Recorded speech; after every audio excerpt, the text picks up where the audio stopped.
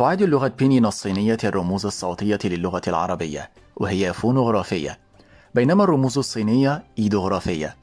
عندما ترى رمزا صينيا ربما تخمن معناه. على سبيل المثال، الرمز جن يبدو كشخص يمشي بخطوات مستقيمة، ولكن لا يمكننا رؤية نطقه. لذلك يعد النطق أحد المحتويات الأساسية والمهمة في تعلم اللغة الصينية.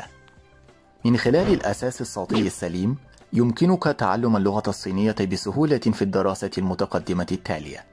ومن ثم تسمى الأحرف الرومانية الخاصة المستخدمة لتمييز النطق بالصينية باسم بينين أو فاعين